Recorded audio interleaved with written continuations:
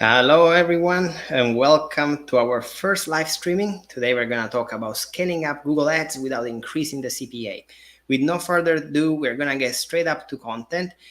Just as a reminder, today's presentation is going to be based on real life case scenarios. So, everything that I've seen happening throughout the last year or so when I encountered that problem.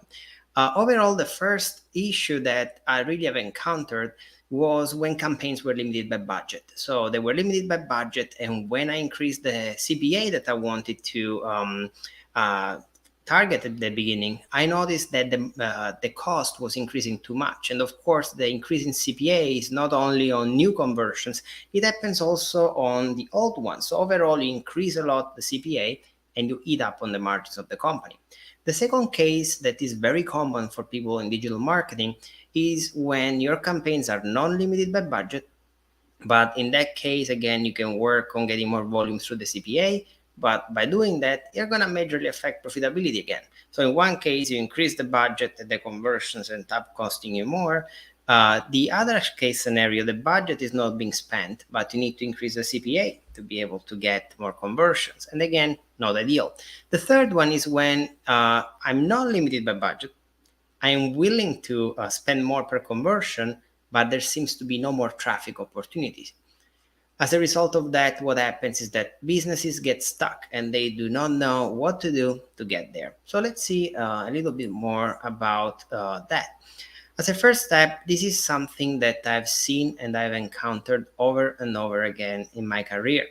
To solve these problems, I always found out that sometimes you need to get a little bit creative to be able to overcome the issue. But let's see how you can get creative. The first way you can get creative is by trying to outsmart Google. So let's look at this real life scenario. Our client had a target CPA of $32.50. We weren't able to drive more conversion at the cost of $32.50, and we had exhausted the keywords and campaign that we could have created. We knew that if we found a way to cut the target CPA, then Google will reset its API and we would be able to deliver more traffic. So basically what is the case here? We used up all sorts of campaigns we could possibly use. We couldn't afford to pay more than $32.50 per conversion, and we were stuck because we knew that there was more volume, we just had to spend more. So we were like, what if we find a way to reduce the $32.50? So here is what the funnel was like. Somebody visited the website and converted, or they were abandoning the website, the payment page. Keep in mind, this type of business couldn't do remarketing, but I oversimplified the system to explain you what really was happening. So they either converted or they abandoned before the payment page. They weren't comfortable with the price. We redesigned the overall funnel for this client. And how did we redesign it? First of all, the conversion stayed there. But then when people reached the payment page and they didn't convert, we sent them a text message within a minute. And we noticed that with the small discount for people that left the payment page, they were coming back and converting. Now, as a result of that, our cost per conversion decreased by 30 cents and volume skyrocketed. So what did we do? We just gave Google more data at a lower cost. And to do that, we had to find a way to capture people before they left our website, or better, before they completed the purchase somewhere else. And this was necessary because, again, this was the kind of business that you either buy the product now or you're not going to need it in 5 minutes. So a second technique has to do with duplicates. This is something very unorthodox, and Google itself told us it's not the best practice, but it worked for us, and let me share it with you. So let's read what the situation was. Our client had a target CPA of $60. We had no opportunities to increase the budget without increasing the CPA exponentially. There were also no further remarketing or upsell opportunities. We came up with the idea to test copies of his campaigns at a lower budget, but with the target CPA that we wanted, the $60. Google did not recommend such a test. So let me clarify that for you guys. I had no issues increasing the budget, but the CPA was increasing a lot. So we thought, what if I create a copy of a campaign, allocate a small budget to that, and test the $60 CPA? Logically, what you would expect is the original campaign to drive less traffic and some of that traffic being gotten by the new campaign. Well, what we noticed was something different. So our theory was exactly what I explained to you now, and the goal for us was to get a small boost in conversion. We thought we could trick the algorithm for that. In addition to that, we also made sure to focus on volume by doing that. And let's look at the result. Our conversions boosted and the traffic boosted. Cost per conversion, as you can see here, is steady. Clicks increased. As a result of that, we got more conversions.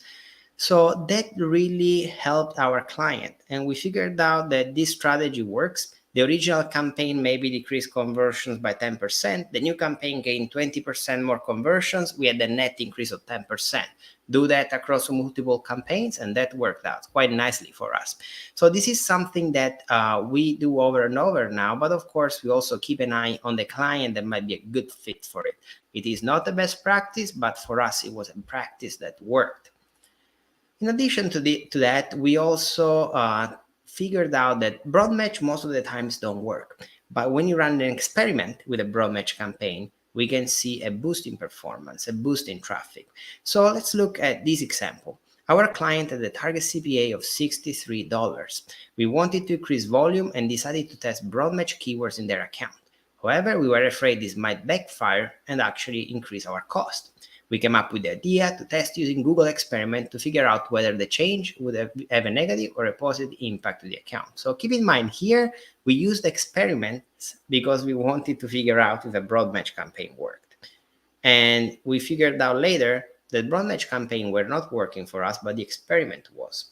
Probably because you allocate a small portion of the budget and Google is pushed to get you performance.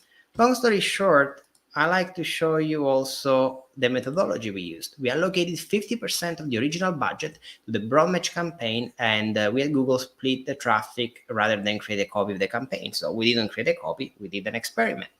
The experiment ended up increasing the actual CPA by an irrelevant amount, but conversions increased by 14%. Right now, we are running the experiment without an ending date because we like the performance. So let's look at the results.